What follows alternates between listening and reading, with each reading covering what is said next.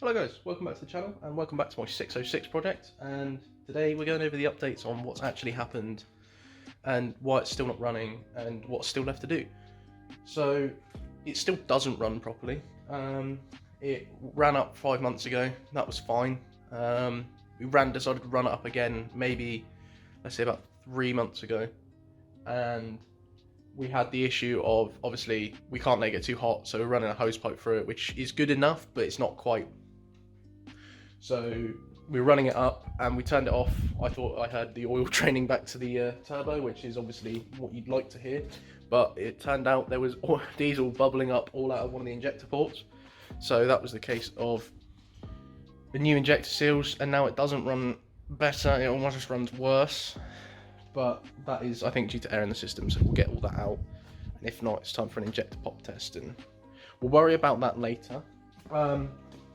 As you can see, the intercooler is now on. If you follow me on Instagram, you'll know that happened a while back, but I know some of you don't have Instagram and you'll follow me on just this.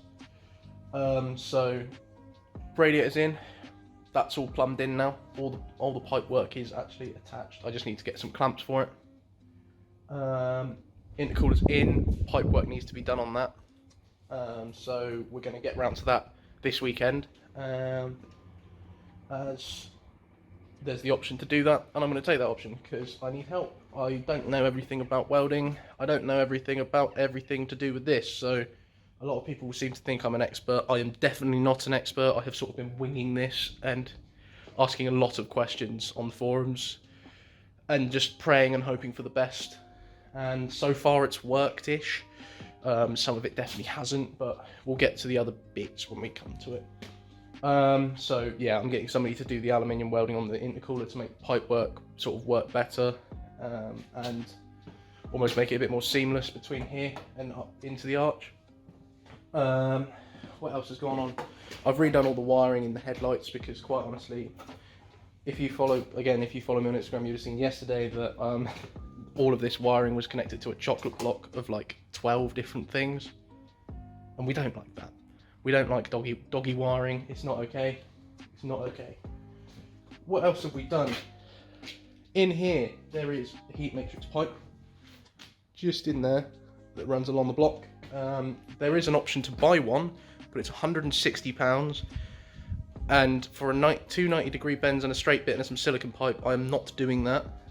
So I'm making one myself that's actually a bit, well, you can't see it, so I quite like that because it's not going to be in your face. And it's also not going to, I don't think it works with manifold. Jeez, that sun's shiny on my face, isn't it?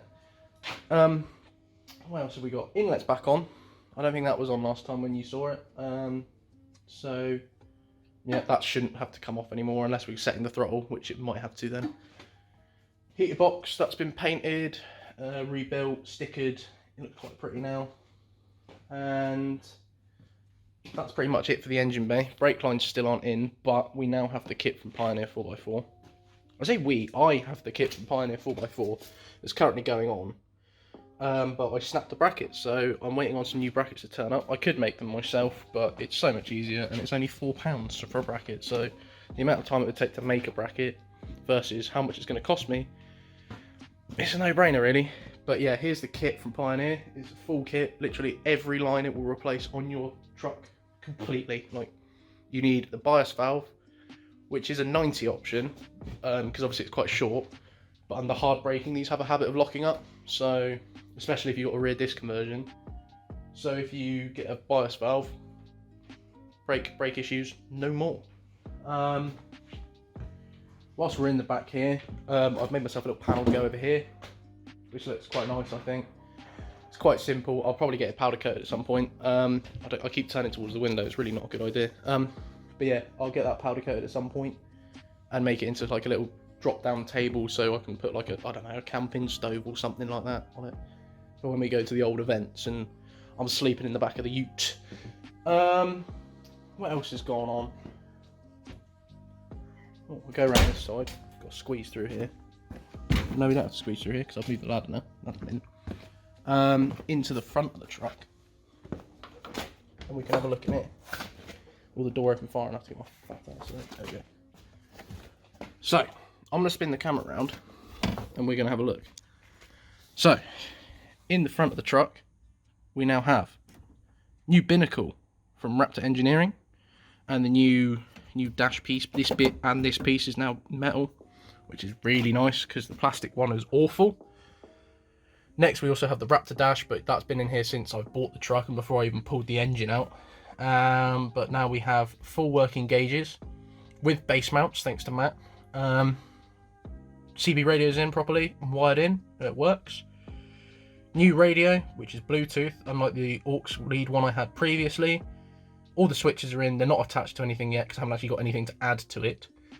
Volt gauge, cigarette lighter, and yeah. We've got a drift dimmer in here from Black Flag Labs. It was in my Nissan, but as my Nissan is dead, I don't need it. And also, if you drive a Land Rover, you will know that the mirror in a Land Rover is awful because it's probably about this big and it doesn't really show you a great deal. So you might as well get something good in there. Another thing I've put in here is a lucky cat, so when obviously I'm pulling all the boost, I'm less likely to blow anything up. I've got that lucky like feng shui stuff in here, so we should be mint, boys. Next piece is obviously this, which is a Recaro seat out of an Evo 9. I do have another one, but I need access to my battery at the moment, so I haven't put it in. The brackets are all made up, it's ready to fit in. So it still works on like normal Evo seat rails, so you can slide it forward and backwards, which is really nice, which is what we like. Sits it high enough, you sit higher up in the truck, which is even better. It's really comfortable, and when you get them for a good price, you can't really say no. What else have we got? Let's go into the backpack. Ignore that. That's like floor rust issues. But talking of rust issues, we had this piece had to be cut and welded up because the bottom hadn't been welded, and now it's all welded. It's nice and it's nice and clean. It's mint. Same as the other side that had the same issue. But other than that, there's not a great deal left to do on the truck, which I'm really happy with. Once the brake lines are in, well, we'll have a look at this. There's not really a great deal to do. So radiator pipes, I forgot to cross that off. That can go now. Now using the camera as like seeing, I can't actually see behind the phone. So radiator pipes are done, which is mint. And then we've got brake pipes, which I'm in the process of doing today. The heater matrix pipe I'm waiting for parts on. Throttle cable's got to wait until we're actually running, and intercooler pipes, well, that's happening this weekend. The wiring of the fans can wait for the time being. I plan on just wiring that into a switch, but whether it's a thermo switch or not is another thing, but we'll get to that bit later. The next thing is, I know some of you like just here for Land Rovers, that is fine, feel free to click off. But now we've got another project on the channel, which is this. If you do follow my Instagram, I know I keep saying it, you will know that this is a Nissan S15. This has been my dream car since I was 10 years old, and I had one, which is this one, but it now doesn't run. So what's the easiest way to explain this? I blew the engine up. So as my friends know, I like to drive this quite hard, and they know I don't treat it with the most up due respect, but it's 104,000. I put 4,000 miles on it over this COVID period.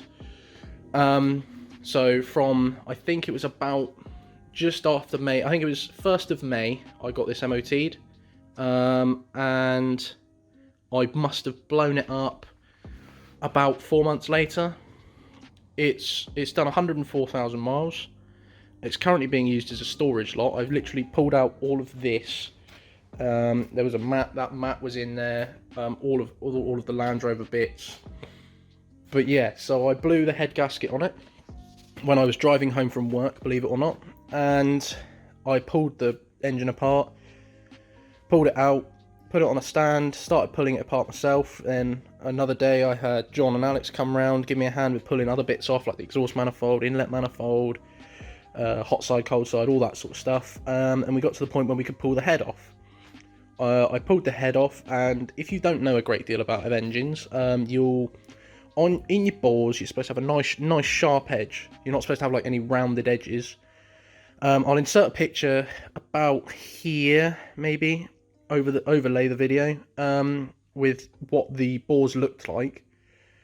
And as you can see, they're quite rounded. Lots of pitting marks, and unfortunately that block is scrap. So I'm now getting an engine built for me.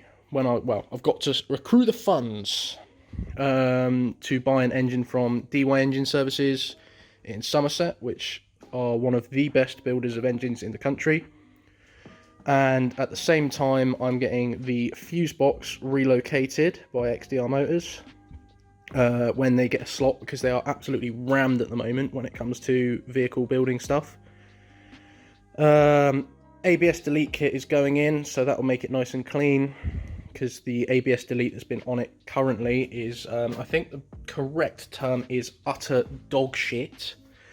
They've just sort of like blanked it off and just thrown the box away, which isn't mint. I've got to take the aircon out, but that's going to be a proper draining job. Gearbox has got to come out. I don't know why I didn't pull it out with the engine. I think I just saw it as a point where it's like it's easier to pull engine only, but it's getting it back in, it's definitely not. So with this, there'll be a separate series on this. I'm not gonna, like, for all you landy lovers out there, you guys get to see this exclusively, and then if you want to, you can follow the build of this hunk of Japanese dog shit as well. But yeah, we're gonna get the bay painted, gonna tub it so I can run these wheels, or bigger wheels, or possibly fancier wheels without issue, because at the moment they do like to rub on this inner arch here. What else is going on?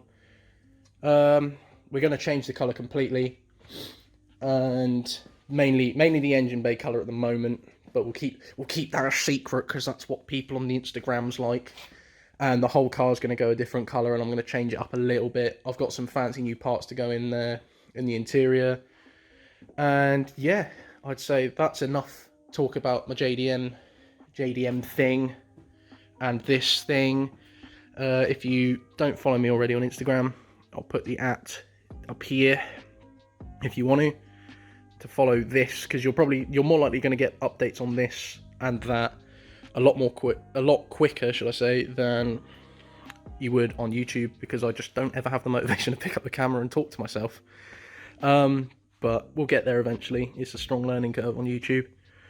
But yeah, thank you guys for watching. I hope you enjoyed the little update, and I'll see you guys in the next episode, possibly in 5 months. Hopefully we're out of a lockdown. Hey, GG boys, good to see you.